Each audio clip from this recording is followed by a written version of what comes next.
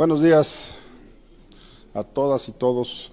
Sean bienvenidos a esta nueva sesión de Diálogo con Ingenieros, espacio que el Colegio de Ingenieros Civiles de México dedica al intercambio técnico, a la reflexión profesional y al fortalecimiento de nuestra comunidad. Es un honor tener entre nosotros en este presidio a quienes hacen posible la sesión del día de hoy. Al ingeniero Jorge Francisco Pineda Arenas, presidente, fundador y director general de Pimosa, quien nos compartirá su vasta experiencia en cimentaciones profundas y colados masivos. A sus colaboradores, el ingeniero Alejandro Pineda Córdoba, director de operaciones, José Luis Castro Pozos, gerente de construcción, y a Eduardo Trejo Guerra, coordinador de calidad y seguridad de Pimosa. Al ingeniero Javier Aguillén Acosta, director general de proyectos estratégicos del Estado de Veracruz, bienvenido. Al doctor Andrés Antonio Moreno y Fernández, vicepresidente técnico de este colegio, pieza fundamental en el impulso técnico de nuestra institución. Al ingeniero Regino del Pozo Calvete, consejero de nuestro consejo, bienvenido. A José Manuel Ramos Torres, coordinador del Comité de Gerencia de Proyectos, bienvenido, José Manuel. Estos proyectos exigen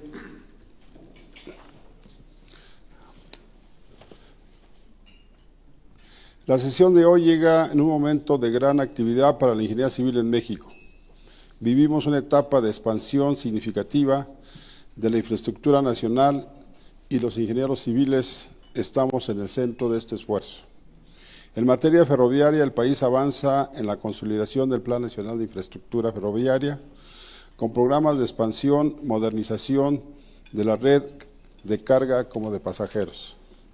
Estos proyectos exigen precisamente la competencia que hoy nos ocupa: cimentaciones robustas, estructuras que resistan cargas dinámicas y colados de alta complejidad, en condiciones de campo desfavorables. En el sector energético, el debate es en torno de la fracturación hídrica para extracción de hidrocarburos, sigue siendo el tema de alta relevancia técnica y regulatoria. Como ingeniero tenemos la responsabilidad de analizar sus implicaciones, aportando criterios técnicos fundados a una discusión que no puede quedarse solo en la parte política.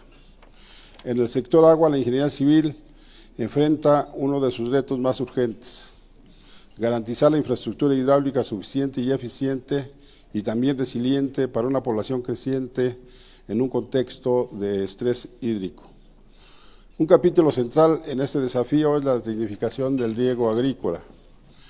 México destina cerca del 75% del agua disponible al sector agropecuario y una parte significativa de esta se pierde por baja tecnología. La transición hacia métodos de riego tecnificado de goteo, aspersión y canales revestidos y la automatización de compuertas no solo reduce el consumo de agua por hectárea, sino que incrementa la productividad de campo y contribuye directamente a la seguridad alimentaria de nuestro país. Para la ingeniería civil, la tecnificación de riego representa un campo de acción de enorme relevancia. El colegio reconoce en este ámbito como prioritario y mantendrá la comunicación con Conagua y el Instituto Mexicano de Tecnología del Agua para fortalecer la gobernanza técnica del agua. El 28 de abril se conmemora el Día Mundial de la Seguridad y la Salud del Trabajo, impulsado por la Organización Internacional de Trabajo. Esta semana es, por lo tanto, la Semana Mundial de la Seguridad Laboral. En la industria de la construcción, la seguridad no es un requisito complementario, es una condición sine qua non de la ingeniería responsable. Cada colado masivo, cada pilote hincado, cada excavación profunda implica condiciones de riesgo que no solo mitigan con planeación rigurosa, protocolos claros, capacitación permanente y liderazgos comprometidos. Hoy tenemos frente a nosotros un ejemplo concreto de lo que significa llevar esa cultura a la práctica. Pimoza participó en la obra de la refinería de Dos Bocas, ejecutando cimentaciones profundas y colados masivos bajo condiciones de enorme presión política y de ingeniería. A lo largo de esos trabajos, la empresa implementó sistemas y protocolos de seguridad que permitieron concluir operaciones de altísimo riesgo sin accidentes fatales. Ese resultado no es casualidad, es el producto de una decisión firme de liderazgo y de inversión sostenida en cultura preventiva y de disponibilidad técnica en cada etapa de la obra. Muchas felicidades a toda la empresa, ingeniero. Hacemos un llamado a toda la comunidad de ingenieros a tomar ese ejemplo como referencia y reafirmar siempre el compromiso de la cultura de la prevención, porque la obra más importante no es la que se entrega a tiempo, sino la que se entrega sin accidentes y con todos sus trabajadores de regreso a casa. Les agradezco su presencia a quienes nos acompañan aquí en la sede del colegio y a nuestra audiencia virtual a través de Facebook y YouTube. Les doy la más cordial bienvenida a este diálogo con ingenieros. Sin más preámbulo, le cedo la palabra al ingeniero José Manuel Ramos Torres para que nos presente la semblanza de nuestro invitado, el ingeniero Jorge Francisco Pineda Arenas. Muchísimas gracias. Buenos días, gracias. Bienvenidos todos. Me voy a permitir leer la semblanza del ingeniero José Francisco Pineda Arenas, que es un destacado ingeniero civil mexicano con trayectoria profesional de más de 4 décadas en la innovación, desarrollo empresarial y la vida gremial. Es originario de Oaxaca de Juárez, egresado de la Universidad Nacional Autónoma de México, la UNAM. Ha sido pionero en el sector de cimentaciones profundas, consolidando su trayectoria como un referente nacional e internacional. A lo largo de su carrera, el ingeniero Pineda Arenas ha impulsado la profesionalización del sector de la construcción mediante la actualización constante, participando en cursos y diplomados. Diplomados en planeación, administración, análisis de precios unitarios, cimentaciones y liderazgo empresarial, tanto en México como en el extranjero. Su formación integral le ha permitido liderar equipos de alta complejidad técnica y dirigir equipos multidisciplinarios con visión estratégica. En el ámbito empresarial, es fundador y presidente de empresas líderes en diferentes sectores como Pimoza, Transportes TAMSA, Cimentaciones Pesadas, Corporación Licorera de Chiapas, Grupo Gasolinero Picorsa, Consorcio Mexicano de Negocios, Pimoza Cimentaciones y Estructuras del Golfo, Perforación, Ingeniería y Mecánica de Obras, entre otras. Ha sido miembro y presidente del Consejo de consejos directivos en diferentes organizaciones como Integracom, Grupo Imágenes de México, Financiera Creces México, consolidando su influencia en el sector clave de la economía nacional. Su liderazgo gremial ha reflejado su participación en la Cámara Mexicana de la Industria de la Construcción, ha ocupado cargos como vicepresidente de representación, miembro de comité de proyectos de obras pública y privada, coordinador de comisiones mixtas, Telmex, fuentes de trabajo, sector comunicaciones y fundador, vicepresidente y presidente de la delegación de la Cámara Mexicana de la Industria de la Construcción del Distrito Federal, hoy Ciudad de México, promoviendo la modernización y fortalecimiento institucional del gremio de la construcción. Asimismo, ha sido consejero en el Colegio de Ingenieros Civiles de México, ha presidido el patronato de la Sociedad de Exalumnos de la Facultad de Ingeniería de la UNAM, CEFI. El ingeniero Jorge Pineda Arenas es autor y coautor de publicaciones técnicas fundamentales para la industria, como son los manuales de cimentación profunda, diseño y construcción de pilas y pilotes, manual de residente, manual de seguridad en las obras, manual de costos, además de realizar el convenio entre la Cámara Mexicana de la Industria de la Construcción y Seguros América, contribuyendo en el desarrollo del conocimiento y la seguridad en la construcción.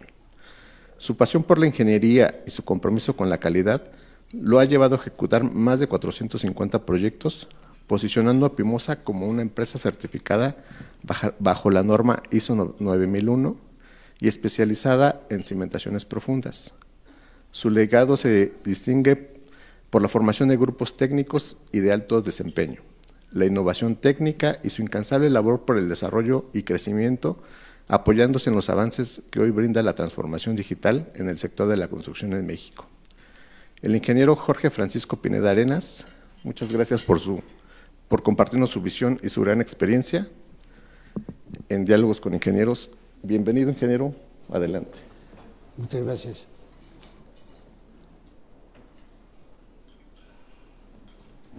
¿Ya nos arrancamos? Bueno, muy bien, muchas gracias. Buenos días a todos. Es para mí una distinción dirigirme a ustedes en este diálogo con ingenieros, un espacio donde la experiencia en campo y el conocimiento técnico se encuentran para reflexionar sobre los desafíos actuales de nuestra industria. Quiero iniciar agradeciendo a los organizadores de este encuentro, a los distinguidos especialistas aquí presentes y a todos mis colegas ingenieros que hoy nos acompañan. Este foro nos recuerda que la ingeniería civil no solo construye obras y materializa proyectos para el desarrollo de nuestro país, sino que también construye soluciones que responden a entornos cada vez más complejos. En este sentido, compartir experiencias en temas como cimentaciones profundas y colados masivos no solo implica hablar de técnica, sino como ingeniería se adapta, evoluciona y aporta valor en proyectos de alta exigencia.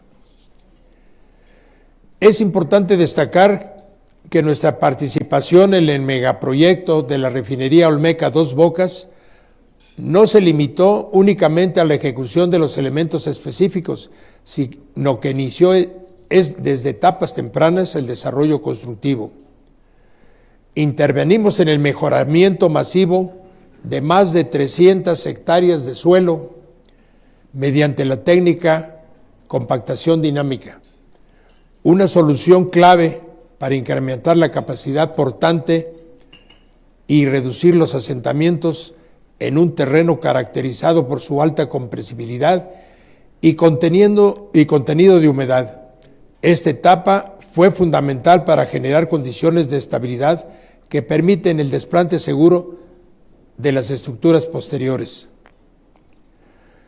Posteriormente, nuestra participación se extendió a la construcción de más de 15,000 pilas de cimentación profunda en diversas plantas de proceso y refinación, así como la ejecución de cimentaciones superficiales y obras civiles para edificios dentro del complejo durante el periodo 2020 a 2025. Contribuimos también con el vertido de más de 220,000 metros cúbicos de concreto premezclado, consolidando estructuras críticas del proyecto. Asimismo, participamos en el desarrollo de infraestructura estratégica, como la obra de toma y su puente de servicio. La obra de toma es una obra importante para la refinería porque es la que distribuye todo el agua que se extrae del río Grijalva, que va a una distancia de 26 kilómetros más o menos hacia la refinería. Ahí tienen ustedes lo que es la obra de toma, la plataforma, y tiene pilas de cimentación que tienen un tirante de agua de 6 metros y van hasta 25 o 30 metros. Esta integración de soluciones, desde la mejora del terreno hasta la infraestructura operativa, refleja nuestra capacidad para participar de manera integral en proyectos de alta complejidad técnica. Esta mañana quiero compartir con ustedes una de varias experiencias que nos dio la oportunidad de conjugar la técnica de la ingeniería con planeación, logística y compromiso humano. El colado masivo más grande realizado en la construcción de la refinería Olmeca Dos Bocas en Paraíso, Tabasco. Este megaproyecto fue concebido como una de las más relevantes en materia de infraestructura energética en lo que va del siglo XXI. Su propósito es fortalecer a Pemex, impulsando la soberanía energética de México y disminuyendo la dependencia de los combustibles importados. Dentro de este contexto, a nuestra empresa se le asignó la ingeniería y construcción de 2 grandes cárcamos dentro de la planta de Fluentes para el tratamiento de aguas pluviales y aceitosas de la refinería Olmeca. Para que visualicemos mejor cada uno de estos cárcamos, puedo decirles que tenía las dimensiones equivalentes a una cancha profesional de fútbol cada una, pero con más de 9 metros de profundidad, construidos en suelos compresibles y con un alto grado de humedad. Pero lo más desafiante no fueron las dimensiones, sino la necesidad de ejecutar un colado masivo de más de 5.500 metros cúbicos de concreto premezclado en un proceso continuo de 33 horas. Este fue el gran reto que enfrentamos. Permítanme explicarles por qué este desafío nos brindó una experiencia fundamental en la práctica de la ingeniería civil. En primer lugar, nos enfrentamos a un suelo blando y saturado de agua, lo que nos obligó a ejecutar soluciones de mejoramiento de terreno para garantizar estabilidad y seguridad. En segundo lugar, la logística nacional e internacional, maquinaria y equipos y materiales llegaban desde distintos países y regiones de México en plena pandemia, lo que exigió coordinación milimétrica para no detener la obra. Y en tercer lugar, la movilización de recursos humanos. Cientos de trabajadores, tanto técnicos como operativos, debían desplazarse diariamente a una zona con limitaciones de vivienda, transporte y servicio. Seguramente de todos es conocido que la movilización de recursos humanos fue muy grande. Se sabe que hubieron más de 30,000, rebasan más de 30,000 trabajadores. Nosotros llegamos a tener casi 2,000 gentes. Bien, y finalmente la presión de tiempo nos obligó a tomar medidas ágiles. El proyecto fue definido como prioritario y debía concluirse en un calendario acelerado, lo que no exigía precisión y 0 márgenes de error. Todos estos retos se resolvieron aplicando conocimientos que como ingenieros civiles conocemos muy bien: la mecánica de suelos, el diseño de cimentaciones, la planeación de obra y la resistencia de materiales y la logística de construcción. Pero lo importante es que no se aplicaron de manera aislada, se integraron en una sola estrategia interdisciplinada y coordinada que nos permitió alcanzar el objetivo. Permítame presentarles al ingeniero, a nuestro amigo, el ingeniero Javier Aguillén, que hoy nos acompaña. Él es ex subgerente de Ingeniería Civil y Arquitectura de Pemex. Por sus manos pasaron prácticamente toda la ingeniería civil de la planta. Al ingeniero Alejandro Pineda, director de operaciones y ventas, al ingeniero Luis Enrique Castro, nuestro gerente de construcción, y al ingeniero Eduardo Trejo, coordinador de calidad y seguridad, quienes lideraron la planeación y organización del colado. Ellos compartirán con nosotros aspectos técnicos relevantes que garantizaron el cumplimiento de las especificaciones del proyecto y las especificaciones de nuestro cliente.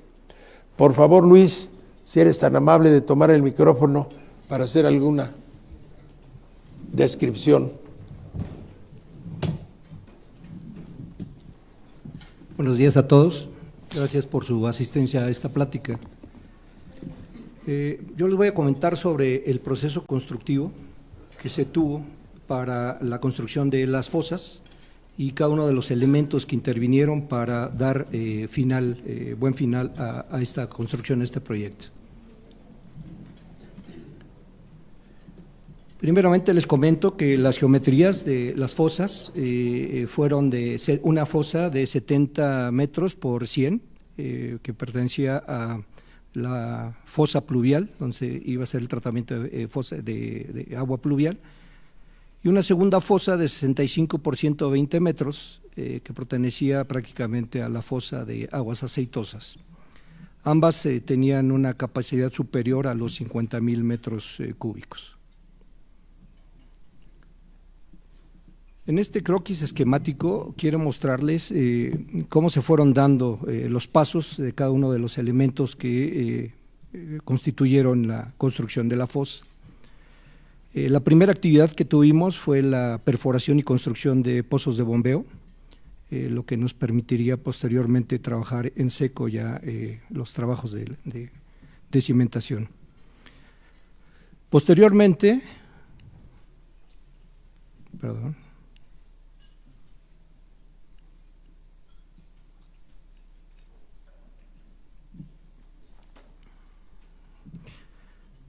vino una segunda actividad que fue la excavación de una primera etapa de excavación que fue a la -4 metros. Quiero aclarar aquí que el nivel freático, en este caso, lo teníamos a 450, es decir, la plataforma de excavación pues prácticamente quedaba 50 centímetros arriba del nivel freático. Posterior, teniendo ya la plataforma -4, procedimos a la construcción de las pilas. Estas pilas perforaron 19 metros y tuvieron 15 metros de longitud efectiva de pilas. Una vez coladas las pilas, procedimos a un hincado de tablestaca metálica que tuvo una longitud de 12 metros y esto nos iba a permitir ya la estabilidad de la excavación para llegar a los 9 metros aproximadamente, 850 siendo preciso, de profundidad. Posterior, para tener una excavación prácticamente estable y segura, tuvimos que hacer un sistema de anclaje en la parte superior de las tablestacas que nos iban a dar prácticamente la confianza de que no se tuvieran deformaciones y pudiera tener un problema de volteo las tablestacas. En cada de las tablestacas procedimos ya a lo que es la segunda etapa de excavación, la que fue llevada ya al nivel máximo, que fueron 895. Posterior, pues ya fue el armado de la losa de fondo para su posterior colado y concluimos con el colado de los muros perimetrales, de los muros estructurales, ya en varias etapas por la longitud y la altura.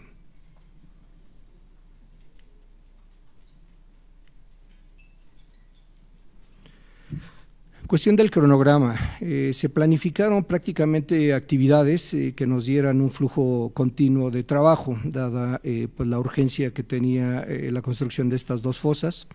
Tuvimos 180 días para poderlas construir, se construyeron de manera simultánea y tuvimos que implementar tres jornadas de trabajo de 8 horas para trabajar 24 horas del día. La primera actividad, como comentaba, fue la perforación de los pozos de bombeo desde el nivel de terreno natural. Fueron pozos que iban a 22 metros de profundidad y de 60 centímetros de diámetro. El sistema de bombeo se implementó haciendo sistemas de 10 bombas para un mejor funcionamiento y pues poder minimizar el riesgo de cualquier situación que pudiéramos tener por una suspensión de bombeo, pues no saliera de control todo el sistema. Aquí obviamente el sistema de bombeo fueron las 24 horas del día en todo el proceso de construcción de las fosas. Posterior a los pozos, pues se hizo la instalación de la tubería para canalizar ya el agua de bombeo, que fue a base de tubería de PVC hidráulico, que tenía un diámetro de 4 a 12 pulgadas de diámetro. Se perforaron 50 pozos por cárcamo. Aquí vemos que son 100, pero los números que aparecen en la presentación va a ser la suma de de ambos cárcamos. Repito, estos se construyeron de manera simultánea, de manera paralela. Cada fosa tenía 5 sistemas de 50, eran 50 pozos. Fueron instrumentados con bombas de 5 caballos de fuerza y tenían un caudal de 450 litros por minuto. El gasto forado diario eran de 100 metros cúbicos por día por bomba, es decir, que multiplicado por los 50 pozos, estábamos desalojando alrededor de 5,000 metros cúbicos de agua. Para dimensionar un poco estos 5,000, si hubiésemos tenido la necesidad de acarrear esta agua, pues prácticamente estamos hablando que tendríamos que sacar alrededor de 250 pipas de 20 metros cúbicos por día. Concluido e instalado el sistema de bombeo, procedimos a la primera etapa de excavación, que fue a la menos 4 metros. Tuvimos que hacer un talud a 45 grados que iba protegido con plástico negro, esto para evitar el intemperismo, la pérdida de humedad y que pudiéramos tener esa inestabilidad. Concluyendo esta excavación, como comentaba, fue la plataforma de trabajo. Aquí vemos este render que es ya concluida la excavación. Esto es un ejemplo, son unas fotografías. En total, por las 2 fosas se excavaron 173.160 metros cúbicos. También como dimensionamiento podemos observar aquí en la parte superior, estos 173.000 equivalían aproximadamente a 12.500 viajes de camiones de 14 metros cúbicos. En esta imagen pues vemos ya la excavación de la primera etapa. Como comentaba, observamos el talud a 45 grados protegida con hule negro y alcanzamos a apreciar algunos pozos ya que quedan destapados. Y en esta imagen pues vemos el dimensionamiento ya de la fosa. Vemos aquí las excavadoras, que eran unas excavadoras de CAT 320, y pues vemos ahí ese gran tamaño de esas excavadoras, pues se ven pequeños al lado del dimensionamiento de la fosa. Una vez terminada la excavación, pues damos paso ya a la construcción de las pilas de núcleo. Se construyeron 370 pilas por cada una de las fosas. Las pilas fueron de 80 centímetros de diámetro, como comentaba, la longitud 19-20 metros y una longitud efectiva de 15 metros.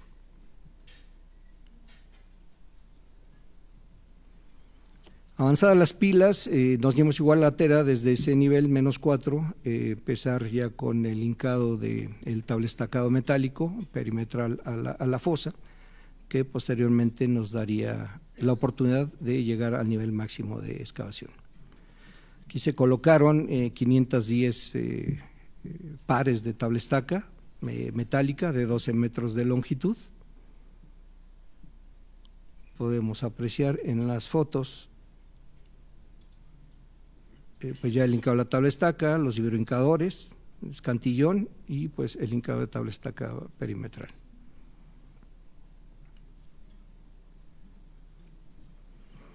Una vez terminado o adelantado este tablestacado, esta pantalla, abrimos una berma de 1 metro que nos iba de profundidad, que nos iba a permitir ya los trabajos de anclas en la parte superior de las tablestacas para dar mayor estabilidad una vez excavado el nivel máximo de excavación. Las anclas fueron 241 anclas, es decir, 120 anclas por fosa. La longitud eran de 18 metros, el diámetro de 6 pulgadas y estaban prácticamente estructuradas con torones de media. La tensión se llevó a 20 toneladas. Y una vez concluido, pues nos dimos paso ya a la excavación hasta descubrir las pilas, el nivel máximo 895. Una vez excavado, procedimos a lo que es la plantilla y a la construcción de la plantilla, lo que posteriormente nos iba a dar una superficie más limpia para la siguiente actividad, que era la demolición o descabece de las pilas. Descabezadas las pilas, procedimos prácticamente ya a lo que es el habilitado y armado de la losa de fondo. Aquí en el armado, pues era muy denso el armado de esta losa, tenía un espesor de 60 centímetros en la parte central y un dentellón perimetral de 80 centímetros de espesor. Aquí, pues mientras se armaba la losa, pues había que dejar los disparos ya de lo que eran los muros de contención. Después, pues el tema central de nuestra plática de hoy, que es el colado masivo, que posteriormente les daremos información sobre cómo se planeó, cómo se ejecutó y un video de las actividades ya del propio colado. En esta foto pues podemos apreciar la densidad que tenía ya de acero. Aquí vemos el floreado que le llamamos de las pilas de cimentación y un dentellón cimbrado que se coló monolíticamente con la losa. Independientemente del reto que era colar esta losa, este elemento de manera monolítica, otro de los principales retos que teníamos era que estas fosas, estos elementos debían estar completamente estancos. No podía pasar agua de nivel freático hacia las fosas y obviamente tampoco salir el líquido hacia el terreno natural. Entonces, en este dentellón pues se colocó un water stop para pues evitar el filtrado del agua de nivel freático.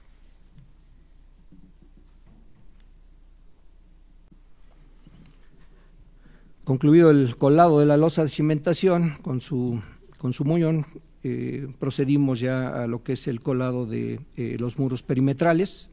Eran muros que iban de 30 a 50 centímetros de espesor y por su longitud y su altura estos fueron colados en varias etapas, en 6 para ser preciso, en el sentido prácticamente longitudinal y en 2 etapas en cuestión de altura.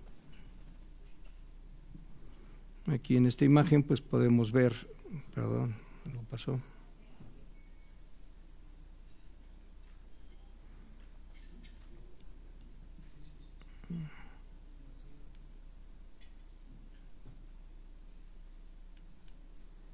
Bueno, algo pasa, pero bueno.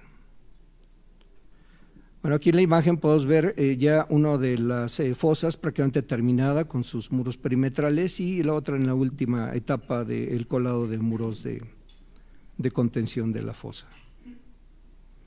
Esta es otra imagen ya de los cárcamos terminados. En una de ellas podemos ver la construcción de los muros para el alojamiento de las bombas que se utilizarían ya para el funcionamiento de los elementos. Igual son 2 imágenes ya de los cárcamos en su llenado y en su llenado aproximadamente al 50%. Y en una de ellas podemos apreciar pues toda la obra exterior ya, los pavimentos ejecutados y terminados. Muy bien, pues a grosso modo, de manera general, cómo se llevó el proceso de construcción con sus diferentes elementos.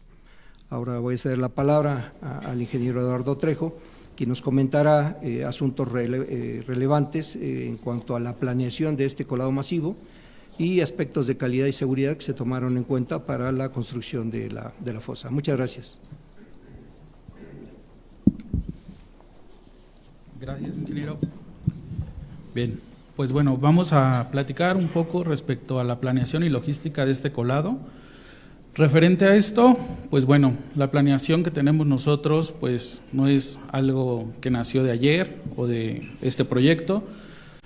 Tenemos más de 20 años certificados. Estas certificaciones en ISO 9001 nos ayuda como un estándar para poder tener actividades que se van a ir ejecutando mediante procesos, indicadores y estándares que nos ayudan mediante una competencia del personal, que es uno de nuestros pilares, Esa competencia pues nos ayuda a seleccionar a las personas adecuadas para realizar las actividades que vamos a ejecutar. Tenemos un control de calidad que se lleva a cabo desde la planeación hasta la ejecución, entrega y seguimiento de los proyectos que entregamos. Tenemos métodos documentados, cada una de las actividades que ejecutamos están definidas, están estructuradas, tenemos responsables, cada uno de nuestros colaboradores sabe qué es lo que tiene que ejecutar en las actividades que realiza.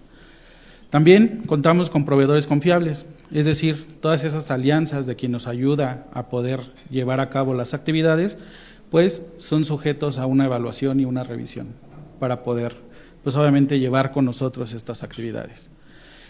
Tuvimos actividades particulares para mitigar algunos riesgos, entre ellos evaluamos a nuestro laboratorio, a nuestra mano de obra y también a la empresa que nos iba a suministrar el concreto, en este caso Holcim.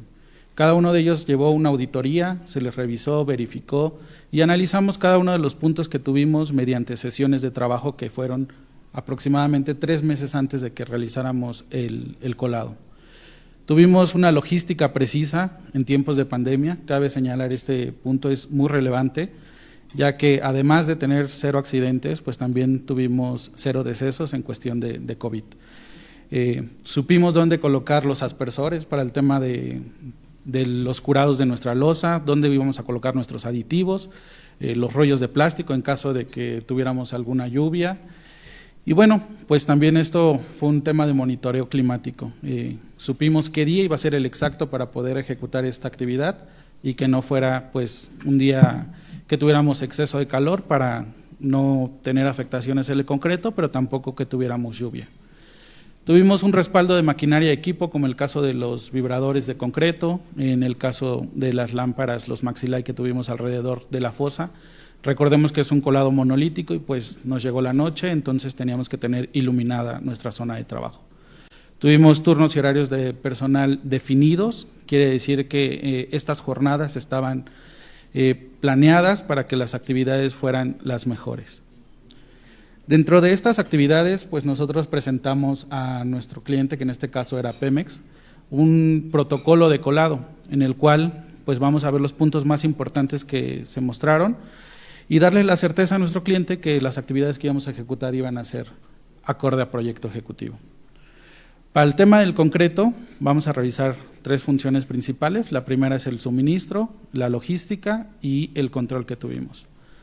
Para el tema del suministro tuvimos 4 plantas, de las cuales la planta 1, que estaba en 2 bocas, y la planta 2, dentro de un margen de 15 minutos a lo mucho, la planta de la refinería, que estaba dentro de la refinería, y la planta de Paraíso, que estaba en un poblado muy cercano, que era más o menos unos 20 minutos.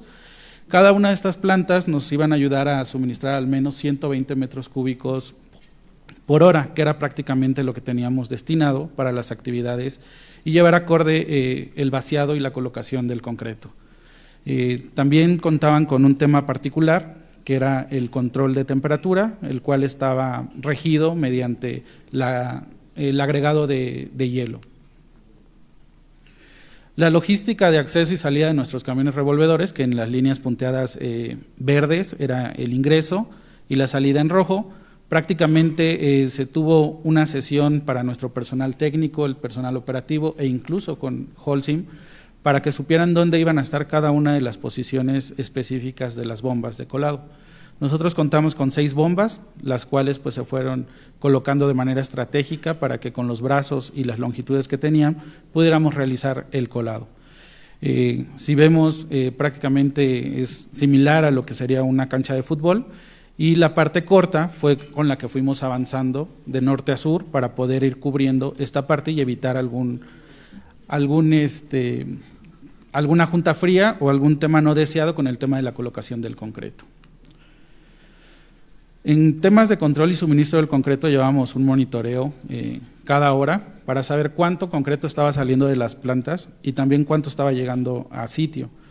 La cantidad que llegaba no era necesariamente la más importante, sino la que podíamos ir colocando en función de ir vibrando el concreto e ir avanzando con los cuadrantes y evitar pues algún desfasamiento y podernos ir de la manera más alineada posible.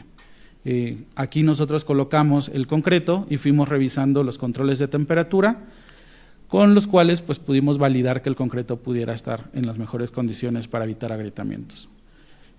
Realizamos capacitaciones, las capacitaciones se hicieron en estos 3 meses previos que comentábamos. Las capacitaciones tenían que ver con la logística, por dónde van a entrar, por dónde van a salir, cuáles son los puntos estratégicos. Tenía que ver con el vibrado del concreto. Si bien vimos que la losa tenía una densidad muy alta, pues también pues teníamos que saber cómo mitigar esta cuestión con los vibradores y poder colocar el concreto de manera que no tuviera oquedades.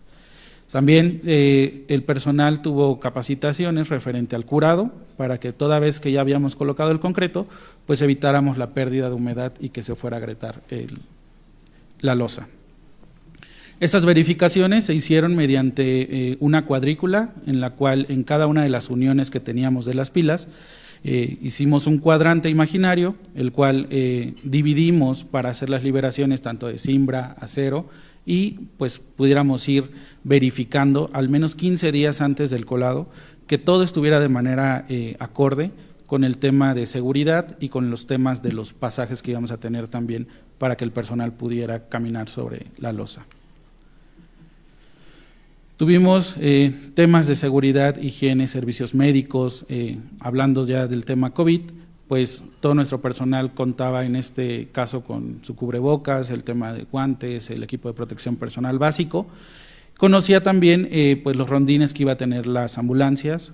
Tuvimos también personas específicas que les llamábamos vigilantes, los cuales estaban posicionados de manera estratégica tanto en la fosa para evitar que tuviéramos algún golpe de calor con nuestro personal, como también en las plantas de concreto para evitar que no tuviéramos una secuencia lógica con el suministro. Entonces, estas personas que se dedicaron a observar nos ayudaron bastante para poder dar continuidad a la logística que teníamos planeada. Todo esto, pues, suena a lo mejor muy general, muy rápido, muy simple, por decirlo de cierta manera. Sin embargo, llevó una estructura eficiente, la cual debajo de nuestro gerente de proyecto que teníamos en sitio, pues estaba toda una superestructura que apoyábamos y dábamos continuidad a lo que sería esta actividad. Teníamos un representante del gerente de proyecto y teníamos esa persona que tenía la comunicación directa para evitar que todos tomáramos decisiones. Si bien teníamos nuestro gerente, pues él tenía que tener la retroalimentación de cada una de nuestras partes para poder lograr que se tuviera una comunicación asertiva mediante los canales específicos que también habíamos establecido previamente, los cuales pues fueron comunicación vía radio y también comunicación de manera directa. Para terminar mi participación, quisiera comentar estas restricciones de un proyecto que en lo particular cuando estuve en la universidad conocíamos, que era el costo, el tiempo, y siempre nos decían un tope también de calidad.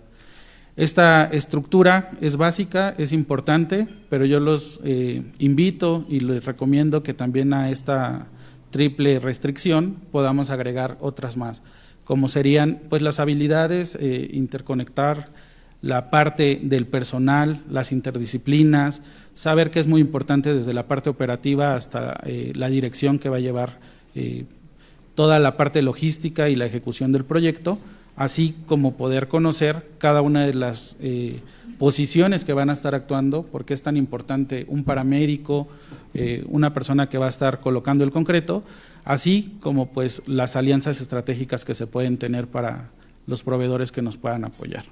Gracias. Gracias, Eduardo. Bien, a continuación vamos a presentarles a ustedes un video que documente el mayor colado masivo del que estamos hablando, como ya se les describió paso a paso. Mientras lo observan, les pido que reflexionemos en 3 aspectos fundamentales.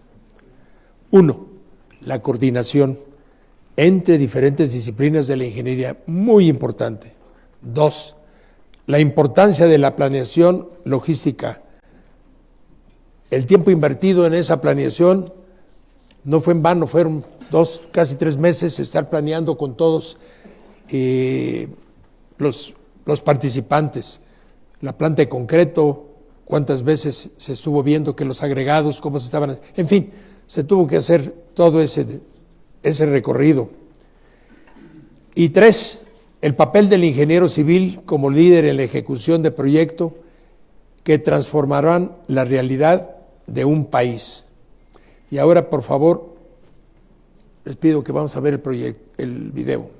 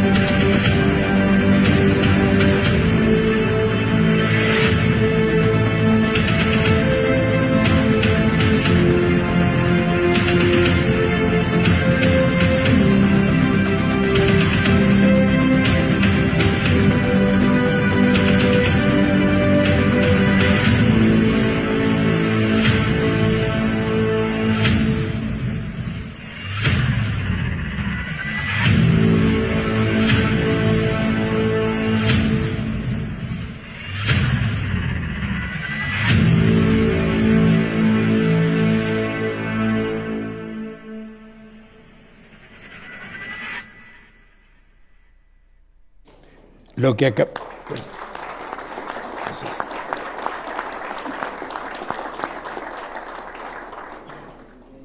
que acabamos de ver no es únicamente una obra concluida ni en un récord en volumen de concreto. Es una experiencia que deja aprendizajes valiosos para la industria. La primera lección es que la planeación rigurosa es la base de cada uno de los proyectos. Nada de lo que se hizo hubiera sido posible sin meses de análisis, cálculos y simulaciones previas. La segunda lección es el valor del trabajo interdisciplinario. La ingeniería civil se integró con la ingeniería mecánica, hidráulica y ambiental, todos trabajando en conjunto hacia el mismo objetivo.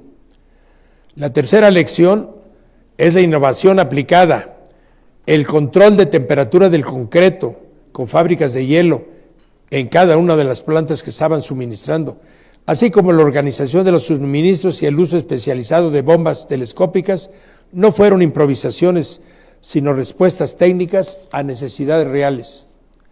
Y finalmente, la cuarta lección, yo diría, pues es la cultura de seguridad y calidad.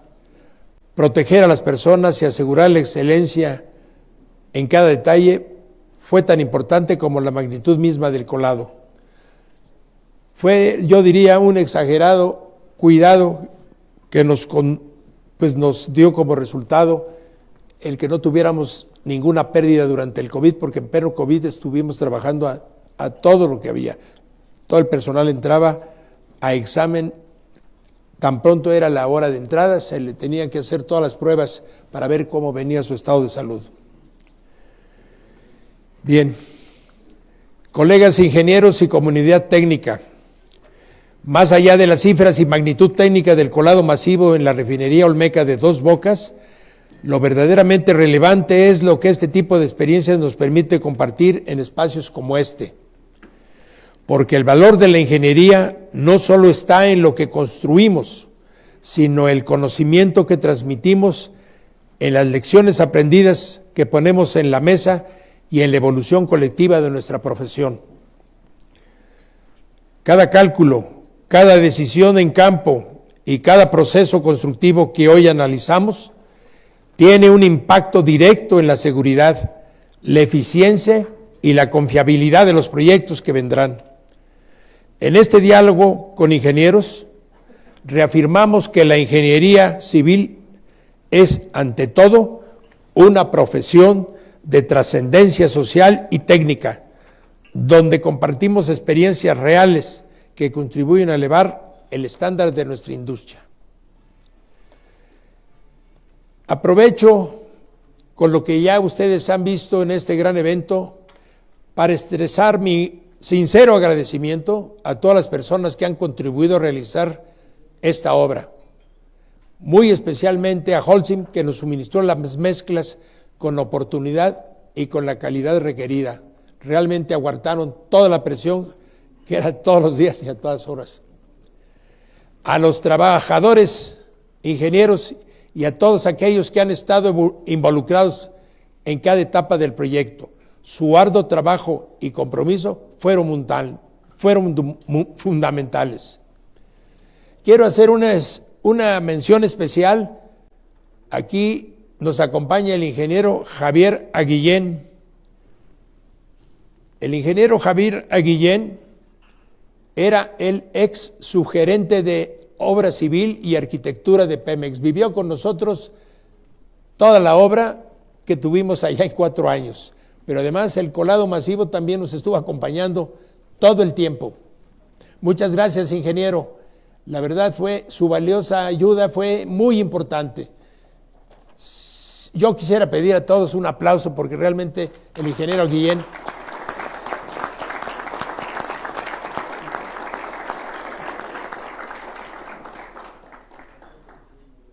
me gustaría concluir con una reflexión.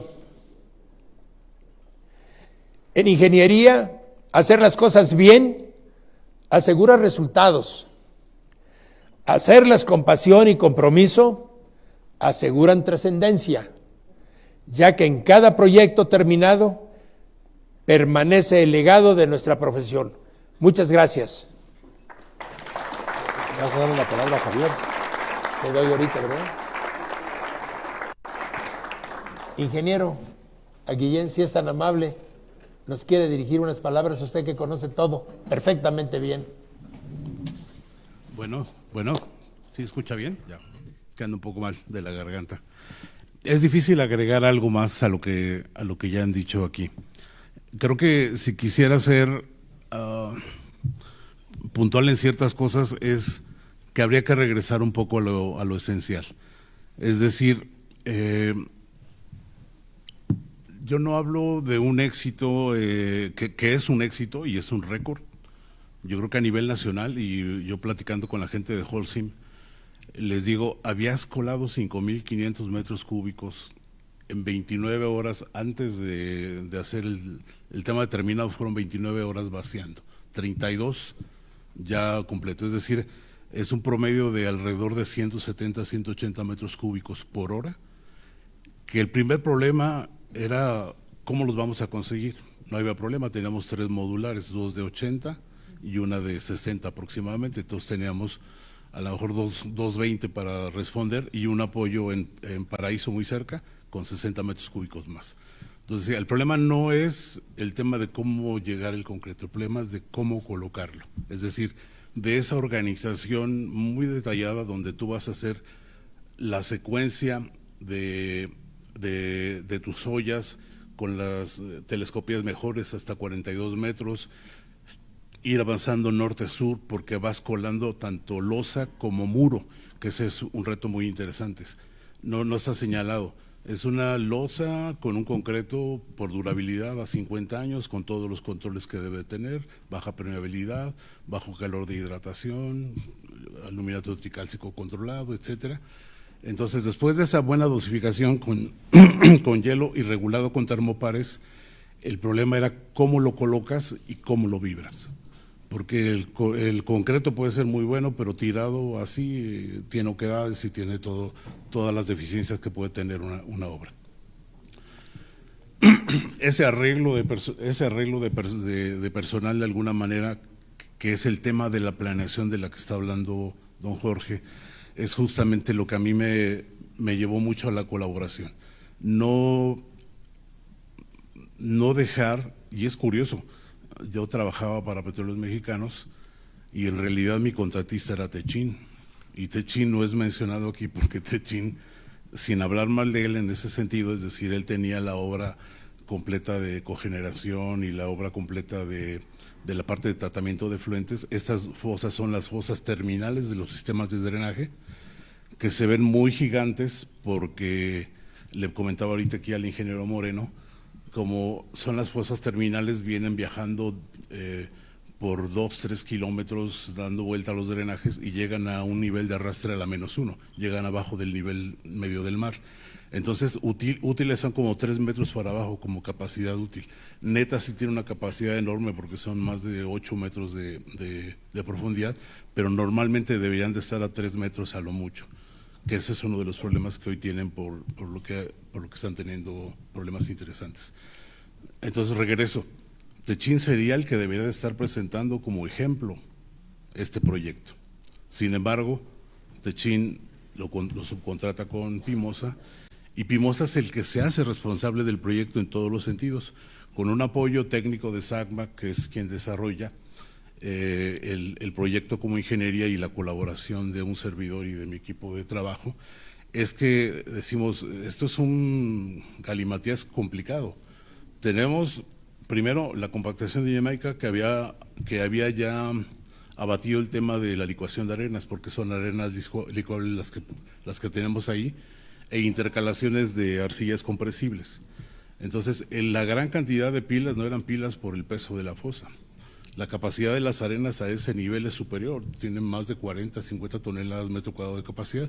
El problema era la flotación. Entonces, todas esas pilas son pilas de atraque de alguna manera para poder evitar esa supresión de más de 9 toneladas metro cuadrado a ese nivel.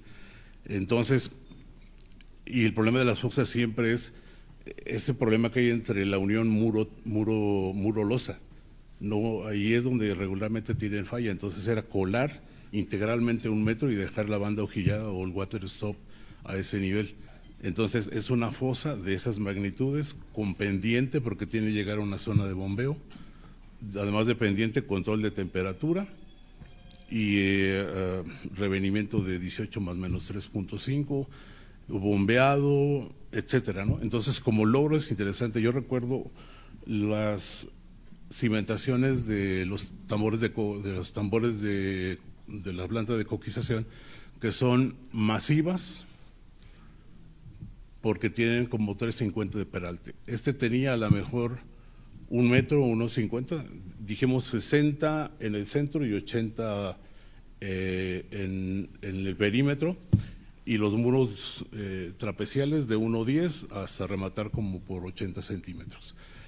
La masividad se obtiene cuando ya tienes pues elementos de más de 1 metro, y esa semimasividad entre 50 y 1 metro de peralte, ya tienes esos efectos adversos de la temperatura. Entonces, todo ese tema y no generar juntas frías, no tener errores, es lo que hacía retador. Y dije, regresar a lo esencial es planearlo. Si realmente tienes muchas variables, las tienes que planear. Tienes que garantizar repuestos, tienes que garantizar que tengas todos los recursos a la mano, que tengas servicio médico, que tengas quien suministra alimentos, etcétera. Entonces, esa parte es la que le reconozco mucho a Pimoza, en el sentido de haber sido el promotor de ese trabajo de planeación, el que convoque a su cliente y a su vez a su cliente principal, que es Petróleos Mexicanos, para poder sentarnos a planear con todo detalle cómo queremos hacer la obra para tener éxito en la obra. Y repito, 5.500 ya registrado, sí está complicado, ¿eh? Creo que en Latinoamérica han logrado algo similar, pero es más, ni la torre esta que están haciendo en Monterrey tiene esos volúmenes en ese tiempo. Entonces, sí es un éxito, es un récord, yo no lo quiero minimizar, pero lo más importante está de veras en la parte esencial. Cómo sentarse a dialogar en ese tema de quitarte egos, de quitar quién es el líder, quién fue el que diseñó, quién fue el que construyó, y trabajar de manera conjunta para poder conseguir ese objetivo. Y me gusta comentarlo porque no es ese el proyecto. Creo que hubo más éxito en la segunda, porque como ya se conocía cómo hacerlo, tuvo un tiempo que se mejoró, es decir, todavía se puede conseguir hasta batir el récord, volverlo a batir. Pero cuando hablamos de la parte donde trabajaron la obra de toma, es un trabajo que a mí me gusta porque es muy ordenado, es muy limpio, vas viendo una trazabilidad en las cosas, pareciera un trabajo fordiano, así, con actividades que van una después de la otra, pero vas dejando limpio atrás y vas trabajando con claridad. Entonces, su puente que están haciendo hoy en Puebla también es un ejemplo. En cualquier toma aérea vemos que es muy claro muy clara la secuencia, no hay irregularidades, no hay un tema de ¿y qué va a pasar aquí?, ¿no? Entonces, yo lo digo con agrado y acepté la invitación de don Jorge porque me gusta que se permee esa cultura de lo bien hecho, de lo bien planeado, y de que no las cosas, a pesar de que sean decisiones políticas y a pesar de meternos en récords de 180 días para hacer ese volumen de obra, y se quedaron ahí por mucho tiempo hasta que no acabaron los drenajes para poderlos interconectar. No obstante de eso, no hagamos cosas sucias, no hagamos cosas mal hechas, hagamos cosas bien hechas, porque sí hay un tema ético profesional que vamos a decir, ¿dónde queda el gran diseño de utilizar ACI 350? Porque son infraestructura medioambiental, es decir, no podemos tener un riesgo de fugas y de intercambio, como decía Luis, de los líquidos del interior hacia el nivel freático, o al revés, ¿no? Comenzar a hacer mezclas indeseables de fugas en ese tipo de elementos que contienen pues elementos tóxicos, de alguna manera, esos hidrocarburos. Entonces, es un placer estar aquí. Hay N anécdotas, hay N variables que fueron consideradas y que siempre hubo un lugar y una reunión permanente para no empezar hasta no estar listos, hasta no haber controlado todo. Gracias. Muchas gracias, ingeniero. Muchas gracias. Si me permiten hacer un comentario antes, ingeniero Regino del Pozo. Yo la verdad es que me siento muy satisfecho con la visita que nos hacen el día de hoy, Pimoza con todo su equipo de trabajo, Jorge. Me quedo con algunas, bueno, antes quiero saludar a Mauricio y al buen Jorge y al ingeniero Robledo, bueno, y a todos ustedes ya los había saludado también, que nos acompañan el día de hoy. Pero unas reflexiones, si me permiten, el hablar voy a repetir cosas de lo que ya bien han señalado y escrito aquí mis compañeros, pero hablar de un colado de 36 o 29 horas que decía a Guillén, pues me parece una cosa muy importante. Y insistieron todos, tanto Luis, Eduardo, desde luego Jorge y a Guillén, los temas de la planeación, de la coordinación, cosas que el Colegio de Ingenieros ha venido insistiendo en todos nuestros diálogos y en todos nuestros congresos y demás, la importancia de tener la coordinación, la planeación y la cultura de la seguridad que mencionaba Jorge hace un rato, ¿no? El video parece una cosa venida de la inteligencia artificial, y esto lo digo por los jóvenes, que luego parece que todo sale de la inteligencia artificial. O sea, el hecho, como se ven las cosas en el video, es ya muy estructurado, bien hecho, y repito, parecería que fuese una cosa que salió, que alguien lo puso y lo subió. No, esto es el desarrollo de un gran, o sea, la programación de un gran esfuerzo, decía el ingeniero Pineda, que les llevó 2 o 3 meses planeando. Y una vez que se planean las cosas, parecen un video porque ahí están las ollas de concreto formadas, en donde se tiene que cuidar efectivamente que esté todo en orden para que las cosas sucedan tal como se planeó. El ingeniero Guillén decía también de que pues no solamente son los 5.500 metros cúbicos de ese colado único, me decía el ingeniero Guillén también, que los colados finalmente dentro de toda la estructura de Dos Bocas llegó a 30.000 metros cúbicos. 30.000 metros cúbicos de concreto que parece que son sencillos, pero cuando una losa de concreto en una casa se lleva 2 o 3 metros cúbicos, entonces estamos hablando de una dimensión. Dos Bocas consumió 2.200.000 metros cúbicos en toda la infraestructura. Bueno, pues qué buena la aclaración, Javier. Y si le metieron con 200 Pimosas, se hizo como el 10% del volumen. Pues muy buena la aclaración y muy importante.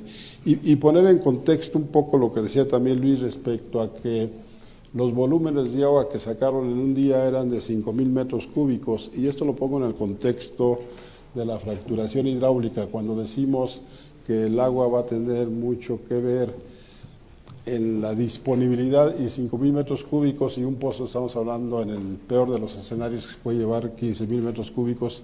Lo que yo quiero decir con esto, que la fracturación hidráulica no es un problema del agua, eso podría haber otras cosas, pero del agua no. Decía Eduardo de la importancia de la certificación de las empresas, y otra vez también decía la planeación, porque señalaba que para hacer un colado tiene que ver con el pronóstico del tiempo. O sea, no voy a poder hacer un colado cuando esté lloviendo o cuando las temperaturas no son las que yo había considerado en mi proyecto para hacer los colados. Guillén también decía de la importancia de la ingeniería bien hecha. Mencionó que SATMA había ayudado ahí en los temas de hacer un buen proyecto, pues lo cual los felicito por esa planeación y esa coordinación que finalmente, repito, llega a eso que parece un video de inteligencia artificial para los jóvenes, repito mucho, Y para los que están aquí, de los jóvenes que están estudiando, y también lo dijo Jorge, la importancia de la coordinación de todas las áreas de la ingeniería, ¿no? Aquí hay la ingeniería estructural, la ingeniería de geotecnia, la mecánica de suelos, la hidráulica, de tal manera que la ingeniería civil tendrá y tiene muchísimo futuro en todo el desarrollo del país. Pues para continuar con nuestro programa, le pediría al ingeniero Regino del Pozo, si no se hace. Adelante. Bueno, Sí, yo nada más quisiera comentar dos cosas, y también darle el reconocimiento a la compañía SAGMA, que están aquí sus directivos, que fuimos prácticamente, muchas veces la gente no se da cuenta de lo que hay atrás en papel, lo que se planea, cuántos planos hacen ellos, cómo ejecutamos y cómo llegamos. Desde un bombeo de agua, que si no hubiéramos bombeado, porque se hizo una ingeniería de detalle de bombeo, pues no se hubiera podido hacer nada en seco. Entonces, esas son cosas que a lo mejor uno como ingeniero, o digamos, cuando ya se ve el producto terminado, no se ve. Es como si le quitáramos un fusible a un coche, pues no va a prender. Si el bombeo no hubiera funcionado, si el diseño no hubiera estado correctamente por los litros, por lo que fuera, hubiera sido un fracaso total esa obra. Entonces, hay que señalizar que todo en conjuntamente es un engrane total desde la ingeniería. Entonces, felicitar a esa parte de ingeniería que pudimos, porque teníamos que, la ingeniería se tenía que autorizar por medio de TECHIN, después por medio de Pemex. Entonces, hubieron ahí, como dicen, controversias y decían, ¿y por qué esto y por qué el otro? Pero bueno, se llegó a un acuerdo en todo tipo, desde un diámetro de varilla hasta cuántos pozos de bombeo, por poner en este ejemplo. Gracias. Muchísimas gracias, Alejandro. Bueno, entonces ahora sí le pedía a Regino si nos ayudas a coordinar el tema de las preguntas y respuestas, Regino. Con mucho gusto, presidente. Pues felicitar primero al Grupo Pimoza, con su presidente del Consejo, Alejandro, Jorge, todo el equipo de Pimoza, porque realmente no solo en esta obra, sino otras que he conocido su participación, lo hacen todo correctamente. Reiterar la bienvenida. Tenemos hoy 2 expresidentes y 2 premios nacionales de ingeniería. Estamos hoy bien acompañados, ¿no? También, porque quiero que siga viniendo el ingeniero Gumaro Lizarra, que ha apoyado siempre este colegio, que sigas asistiendo, Gumaro. Es necesario que venga la experiencia, ¿sí? Bueno, el ingeniero José Manuel Ramos me está pidiendo que si en una actividad tan crítica como un colado masivo no se hubiera aplicado una gerencia de proyecto, ¿tienen documentado qué riesgos habían enfrentado y cómo habría impactado eso en la ejecución, la calidad y la toma de decisiones del proyecto? Ingeniero Pineda. Mande. A ver, Riquino, no. Se oyó de este lado. De este lado. ¿La quiere contestar el ingeniero Guillén? Ah, bueno, mejor. En mejores manos. Bueno, te puedo contestar con un ejemplo. No, es muy simple. En una fosa que no realizó Pimoza,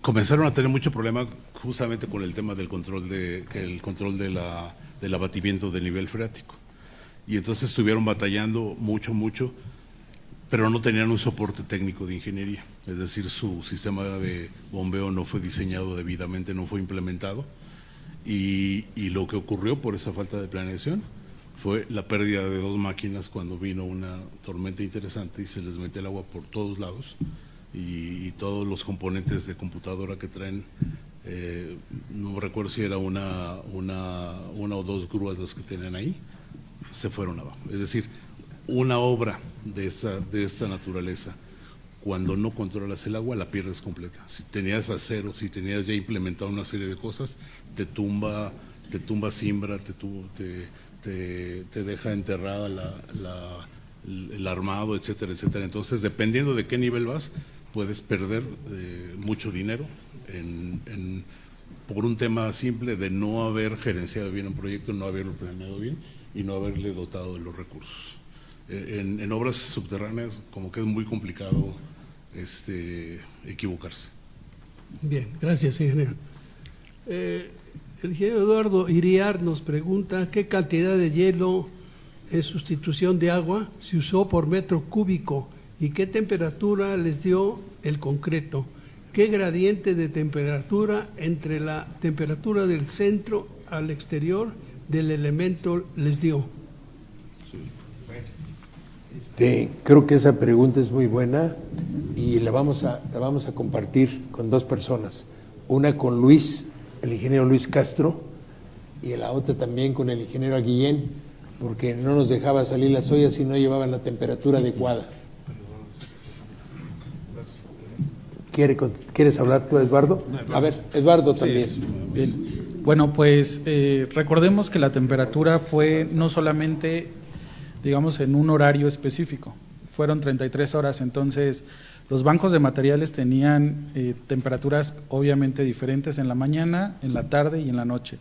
Aquí una medida promedio que fue la que visualizamos con Holcim para evitar que se quedaran sin el suministro de hielo fue aproximadamente 300 kilos por cada una de las ollas que teníamos, para pues obviamente que esa olla con 8 metros cúbicos pudiera tener la temperatura de 26 grados. Gradiente, afortunadamente no tuvimos un gradiente que fuera mayor a lo establecido en la norma. Nosotros colocamos 3 termopares, colocamos un termopar al centro, un termopar a la mitad de lo que sería la unión entre la losa y el muro, y finalmente uno en la parte superior del muro. Esto nos ayudó a controlar la temperatura. La monitoreamos no solamente en el colado, todavía a fines técnicos de Holcim tuvimos este control una semana después para pues poder lograr que la temperatura que teníamos pues no fuera la mayor y que evitáramos estos agrietamientos. Aquí logramos con los aditivos y además con la protección que hicimos, con el agua y el espejo de agua que lo colocamos, evitar ese gradiente. Entonces esa parte fue controlada por esa parte, sobre todo porque la losa llevaba un pulido, entonces ese acabado final pues no podía tener un agrietamiento. Gracias, Eduardo. Bien, nos pregunta Erika Vázquez, ¿qué papel jugó la planeación digital BIM simulación en la logística? ¿Qué papel jugó? Bueno, yo diría que el 100%. Sí, eso fue muy cuidado en todo momento para que las cosas se fueran dando pues en su momento, ¿no? Como se habían planeado y como se habían pensado, pero como debían de ser, porque muchas veces se supone, pero no se piensa, pues, no hay intuición. La intuición es muy importante en los ingenieros, es decir, siempre hay que pensar qué puede suceder si no hago, dejo de hacer. Entonces, creo que a eso le podemos apostar. Muy bien. Miguel Enríquez, ante un estudio geotécnico que muestra estratos rocosos muy irregulares, ¿qué técnicas de excavación, pilotes perforados contraincados ofrecen mayor seguridad? Bueno, ¿quieres contestarlo, Luis? Okay. Bueno, como comentan, en estratos rocosos prácticamente pues son las pilas lo que se puede trabajar. Hay que checar finalmente las condiciones. Hay suelos rocosos que, bueno, todos son perforables, pero sí hay suelos rocosos que es imposible perforar con los sistemas que tenemos, ¿no? Sin embargo, pues con buena herramienta, con equipos de buen torque, de buena capacidad, pues es posible perforar. Y pues sí, lo recomendable en esos suelos, más que los pilotes, pues son la ejecución de pilas de cimentación. Gracias, Luis. Bien. José Luis Espíndola, ¿qué instrumentación se colocó en este colado masivo para monitorear su estabilidad al bombear miles de metros cúbicos de agua. ¿Qué efectos tuvo en hundimiento alrededor de las fosas? Bueno, desde luego fueron colocados todos los piezómetros, por lo que hay que iniciar, ¿no? La lectura piezométrica del suelo es importantísimo para saber qué es lo que está pasando y qué es lo que puede seguir pasando. Entonces sí estuvo totalmente instrumentado y haciéndose una vigilación constante. Si quieren complementar. Sí, efectivamente, bueno, en etapa de bombeo se fue monitoreando finalmente los espejos de agua. Como comentaba el ingeniero Guillén, realmente la supresión que se tenía, hablando en números globales, eran 44,000 toneladas de supresión que teníamos.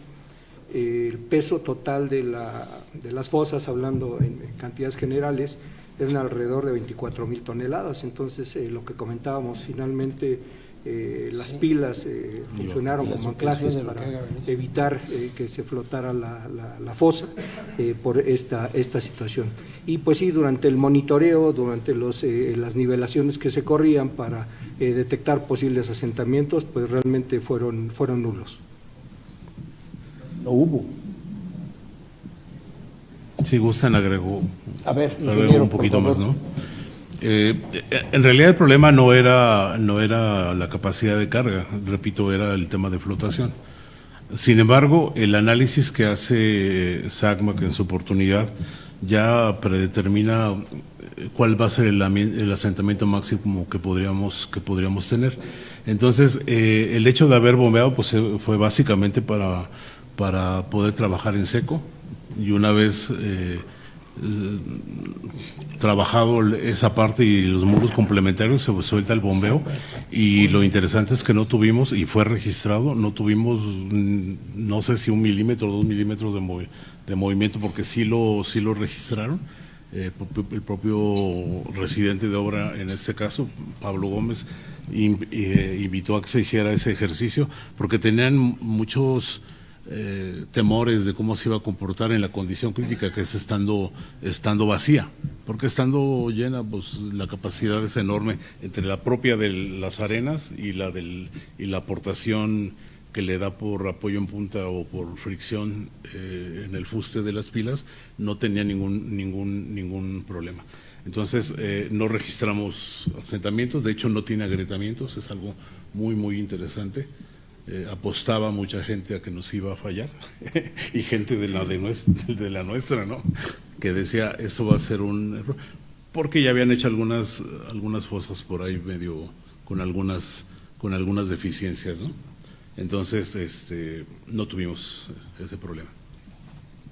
Edgar Sánchez nos pregunta ¿qué alternativas de cimentación se evaluaron inicialmente que se hayan descartado y por qué se descartaron?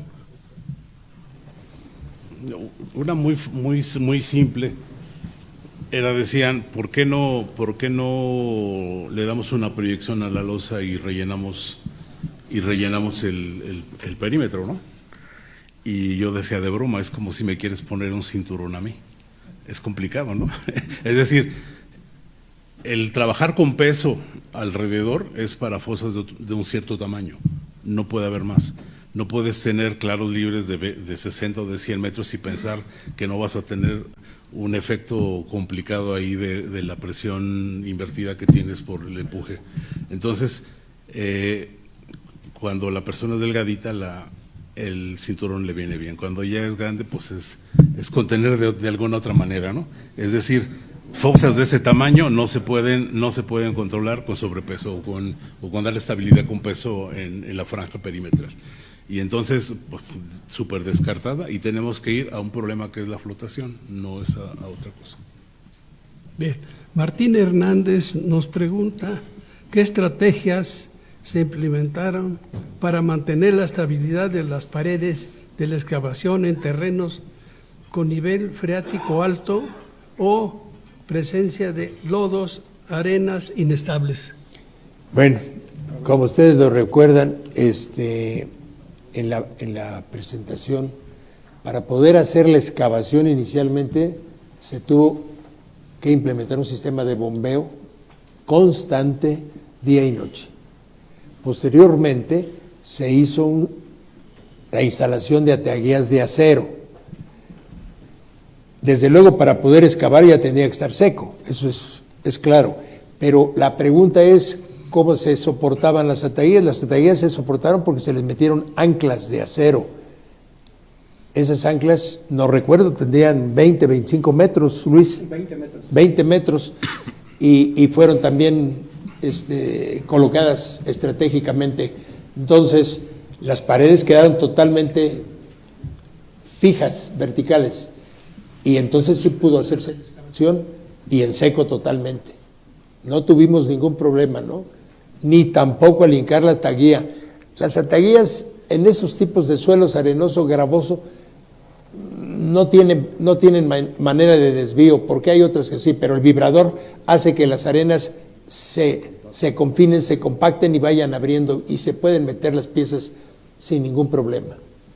Y ya a nivel más simples, esos 8 metros se dividieron en 2 tramos, 4 con un bermado, que es decir, con un ángulo de reposo, porque tratar de con ángulo de reposo abatir 8 metros, pues te va a salir enorme, ¿no? Y por la proximidad que tenían, pues invadías una con la otra. Entonces 4 de bermado y el otro ya finalmente ya fue con la taguía. Con la taguía, ¿no? Bien. Marta Méndez, en zonas sísmicas o cerca de cuerpos de agua, ¿cómo se calcula la resistencia a fuerzas horizontales y la interacción suelo-estructuras en las excavaciones? Bueno, ahí sí le vamos a dejar al ingeniero Guillén la respuesta 100% porque es de diseño ya eso, esa pregunta.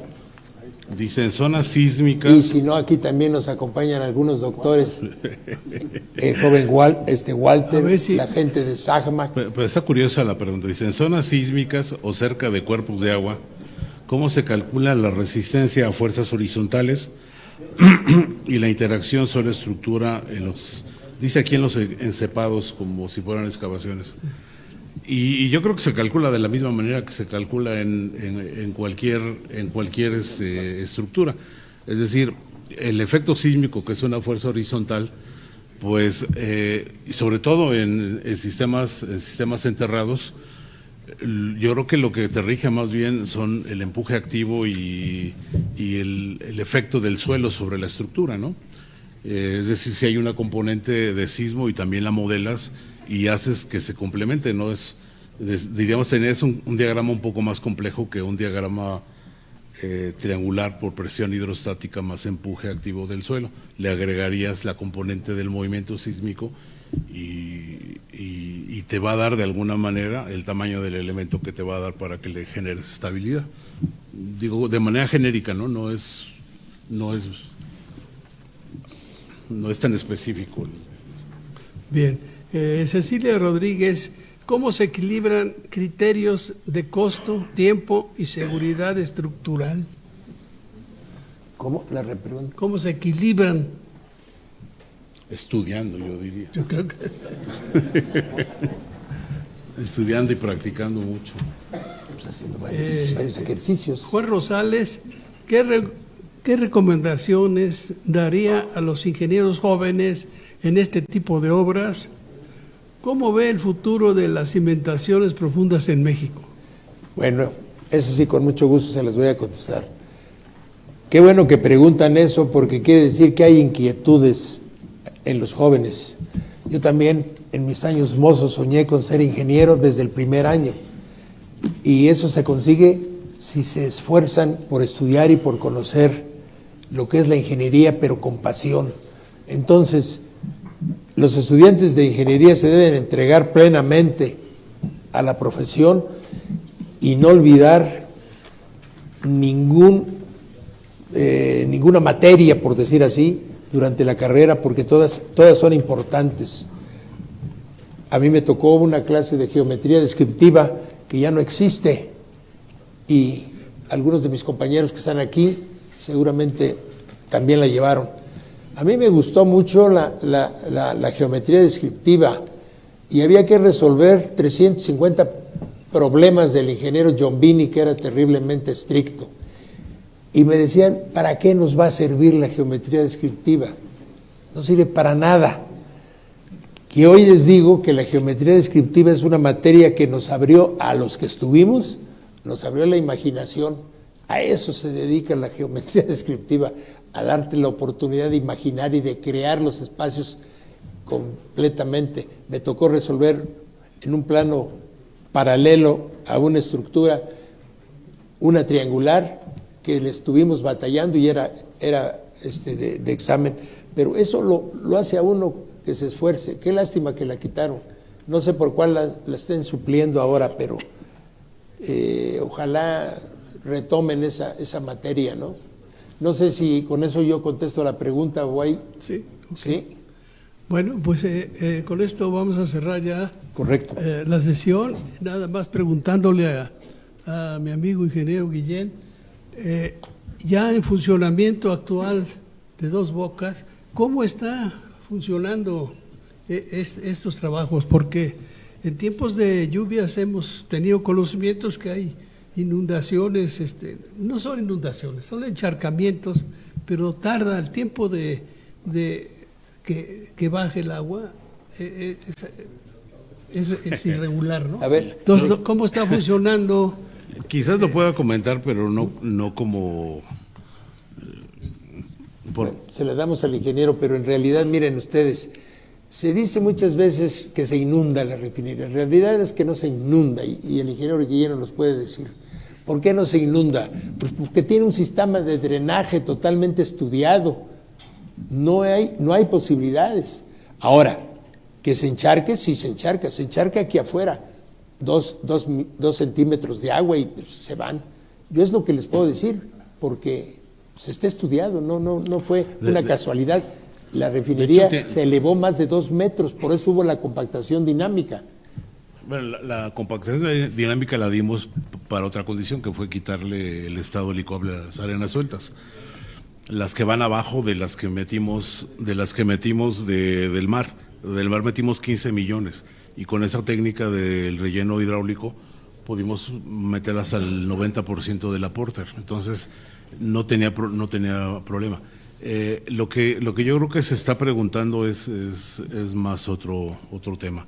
Se hicieron estudios de oceanografía y el estudio hidrológico para determinar una conjugación que es poner cambio climático, poner marea astronómica, poner marea de tormenta, poner precipitación pluvial. Es decir, hacer esa conjugación, y aunque no son simultáneas, a lo mejor marea astronómica con de tormenta y precipitación pudieran coincidir, porque finalmente lo que es cambio climático es progresivo, ¿no? Es una proyección a 100 años para saber cuál es la lámina mayor de la elevación del mar. Entonces se hizo para determinar una cota de proyecto, una cota de terreno firme, y se consiguió que fuera, porque ese terreno estaba a la -1 y era inundable, y se elevó hasta 650 en algunos lugares y como mínimo 450. ¿Por qué 650, 450? Porque tienes que darle pendiente a las plataformas para que comiencen a drenar en etapas de construcción. Entonces, la terminal marítima, la Cipona, están a la 4, están abajo de la cota y no se dice que se inunden. Es decir, el problema es, finalmente son 550 hectáreas muy planas, es decir, esas distancias con esos 2 metros de pendiente te da pendientes mínimas del 1%, del 2%. Entonces, por eso es que los sistemas de drenaje son complicados, porque los arrancas en un lado y cuando los terminas abajo del nivel del mar, a la -1, a la -2 tenemos los drenajes, y por eso se necesitan esas fosas. Es un tránsito de colección para transitar por gravedad en sistemas enterrados, se pasan a las fosas, y de las fosas que eran 11 fosas las que tenían que estar dispuestas, generaron 8 solamente.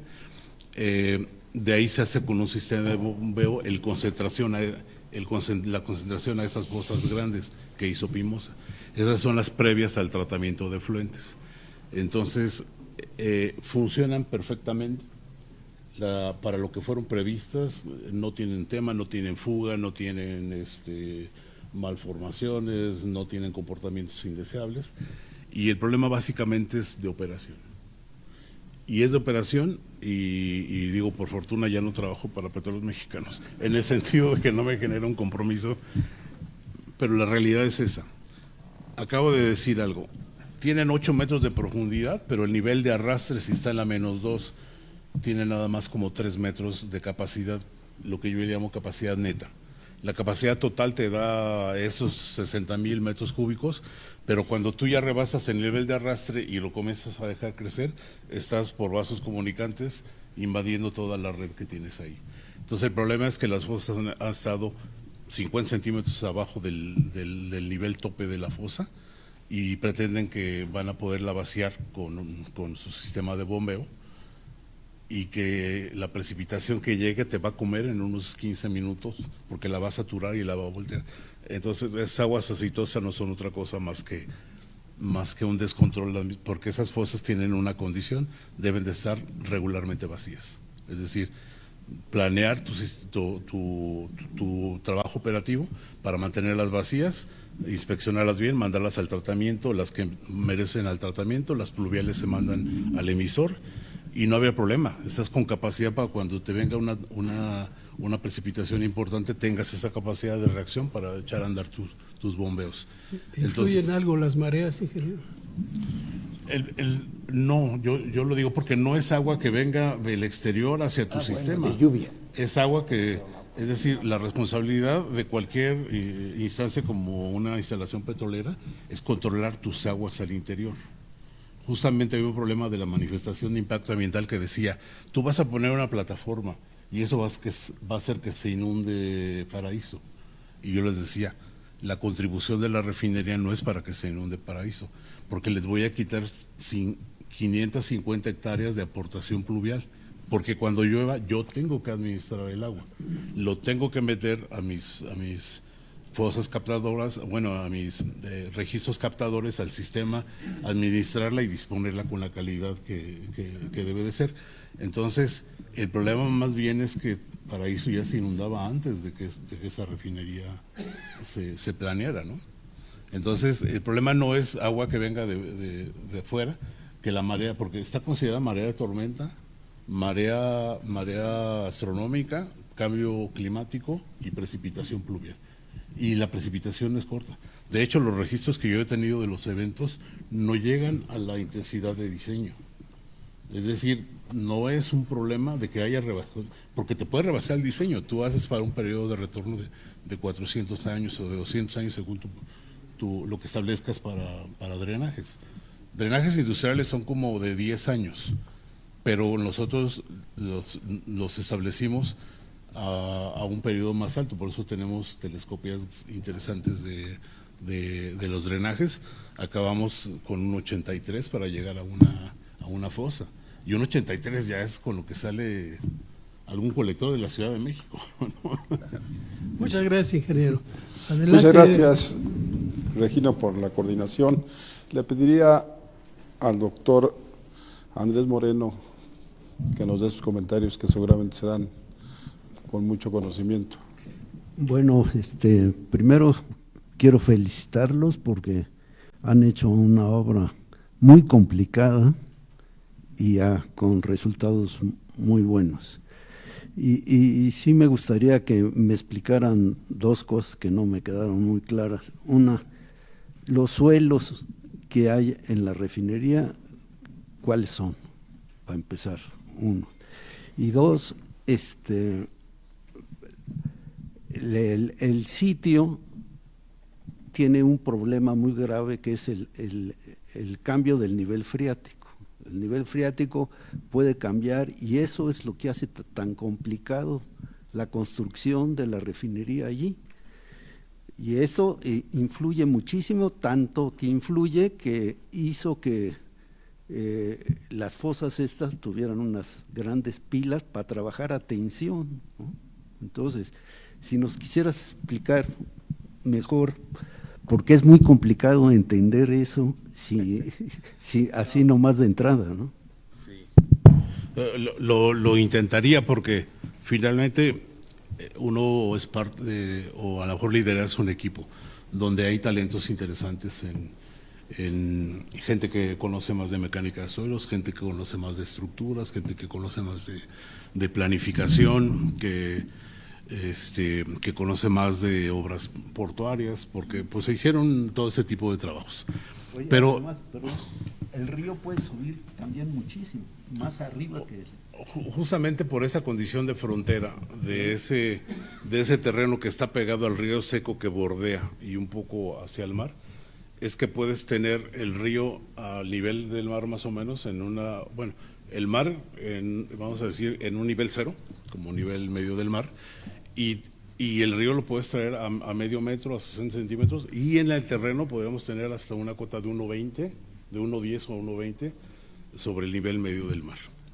Y con una variación que hizo Comisión Federal, hizo una evaluación de piezometría durante un año, y tenemos justamente el comportamiento mes con mes de cómo va variando, y sobre todo era más bien de cara a ver cuándo te conviene y cuándo no hacer ciertas obras. Me regreso a tu pregunta, y la pregunta era ¿qué tipo de suelo hay? Fundamentalmente intercalaciones areno-arcillosas, es decir, con erraticidad horizontal y vertical. No es el sándwich perfecto.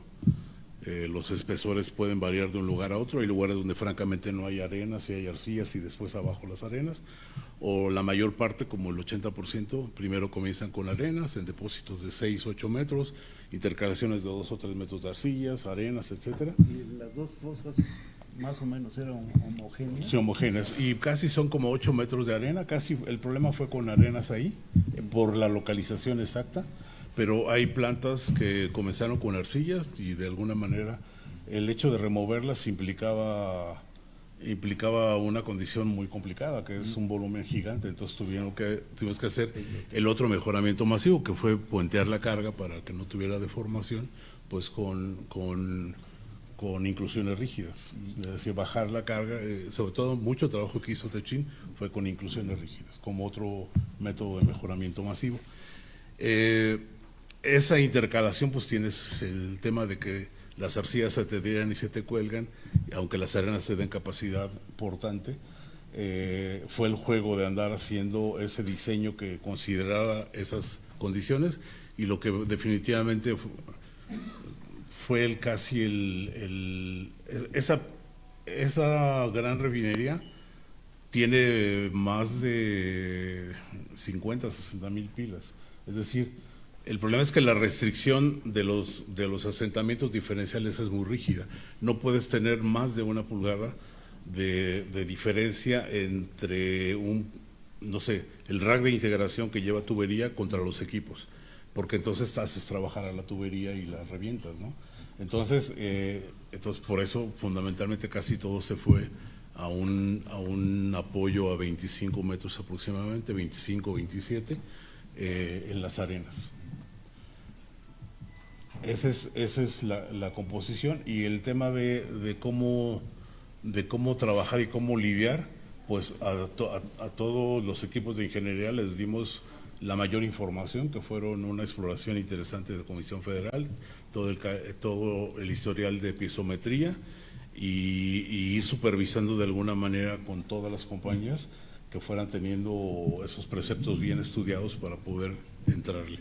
Y no, sin poner ejemplos, veíamos con frecuencia problemas de que se les iba de control, y con well point, con todo eso, se les iba de control y tenían un desorden de obra, porque es muy complicado trabajar con profundidades. La mayoría pues ya andabas abajo de 2 metros, 3 metros en excavación, un tiradero de agua. Es muy, muy, muy complicado. Pero se puede, porque ahí está hecho. Sí, y no fue problema. Lo que es notable es que ustedes lo pudieron hacer muy bien. Lo que es cuestionable es el sitio. porque yo me acuerdo que cuando estaba en Pemex estaba en el lugar 14, ese sitio, no era el mejor sitio para hacer una refinería. Pero eso ya es hablar de política. Yo creo que el sitio bueno era Tula, ¿no? Bueno, le pediría, muchas gracias, doctor. Le pediría al ingeniero Pineda si nos hace un comentario final. Con mucho gusto. Bueno, como les dije al principio, primeramente les agradezco la invitación y el interés que tú has puesto en especial por esta plática al ingeniero Requino del Pozo y a nuestro anterior presidente, que siempre estuvo muy pendiente de qué estaba haciéndose en Dos Bocas. Realmente esta reunión pues es muy interesante porque se conoce un proyecto desde el aspecto técnico constructivo, pero las inquietudes de ustedes han manifestado que hay preguntas tipo técnico ya más profundas, y afortunadamente ahora sí que tuvimos la idea buena de invitar al ingeniero, a Guillén, que como se los dije es un extraordinario ingeniero y que tiene muchísimos años, bueno, no muchísimos, pero algunos años en Pemex y haciendo ingeniería. Entonces nos pudo aclarar algunos puntos que son de diseño y que él pues los vivió, ¿no? Y en su momento pues han de haber sido muchas pláticas con otras personas con experiencias académicas diferentes, pero la cosa es de que, como dice, la refinería ahí está. La verdad es de que es una extraordinaria obra que se hizo en un tiempo récord, y meterse a política pues no es foro, ¿no? Así que yo me limito nada más a esto, a darles las gracias y que ojalá les sirva algo de lo que nosotros dijimos, sobre todo, insisto, en la planeación, la cultura, la entrega, el trabajo, y bueno, pues respetar las disciplinas que se tienen, porque cuando no se hace caso completo ni se documenta lo que se está haciendo, pues no se pueden luego discutir los errores que llegan a cometerse, ¿no? Esta fue una obra, para nosotros fue muy exitosa, no tuvimos, no podría decir ningún problema porque sí se tienen, pero el chiste es que se tengan problemas pequeños, problemas que se puedan resolver, pero no los grandes problemas que se queda uno ahí trabado, ¿no? Afortunadamente a nosotros en la historia de la empresa no se ha dado, y probablemente porque se han cuidado, como les decía yo, viendo con antelación qué puede suceder y medir el riesgo. El riesgo es muy importante, hay que medirlo, y desde luego para que haya negocio pues tiene que haber riesgo, nada más que hay que medirlo muy bien. Pues nuevamente muchas gracias a todos ustedes y a nuestro señor presidente, nuevamente muchas gracias por tu confianza, tu paciencia. Pues muchas gracias a todo el equipo, Eduardo, Luis, Alejandro, Jorge y al ingeniero a Guillén, que nos hizo el favor de venir desde Veracruz a este importante evento para nosotros y me imagino que para toda la audiencia. Me quedo con alguna reflexión que decía el ingeniero Pineda, de que para los jóvenes, ¿cuál es la materia que debo de estudiar para aprender de esto? Y contestó diciendo todas, ¿no? Porque finalmente aquí vimos un ejemplo de que son todas las materias las que intervienen en una obra de este tamaño y en otras obras también, de tal manera que los jóvenes tienen que estar preparados en todo. Algún día se lo van a encontrar profesionalmente y más vale que estemos preparados en todo.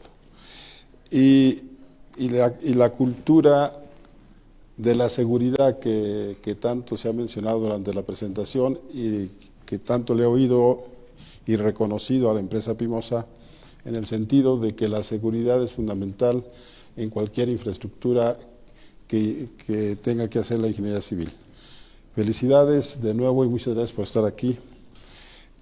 Un mensaje ya del colegio: el próximo 4 de mayo vamos a tener el diálogo con ingenieros que organiza la Ciudad Mexicana de Ingeniería y Geotecnia, que se va a llamar Geotecnia y Arqueología en la Conservación de los Edificios Patrimoniales. Me imagino que aquí tanto el doctor Walter y Enrique Santoyo algo tendrán que ver, Pues muchísimas gracias y nos vemos entonces aquí el día 4. Antes, permítame entregarles un reconocimiento de parte del Colegio de Ingenieros a todo este equipo. Primero a ti, Francisco, Jorge. Muchas gracias.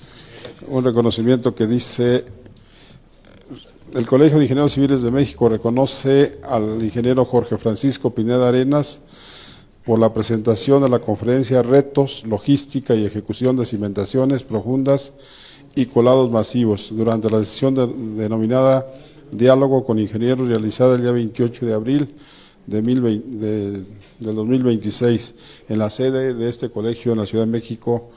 Jorge, muchísimas gracias y felicidades. Muchas gracias a ti y a todos ustedes. También les entrego a Alejandro. Muchas gracias, Alejandro, por estar con nosotros.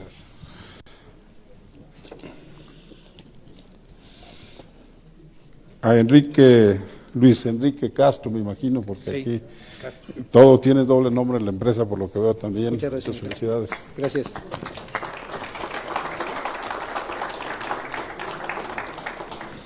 Eduardo, felicidades. Gracias. Y mi reconocimiento por todo lo que están haciendo ahí.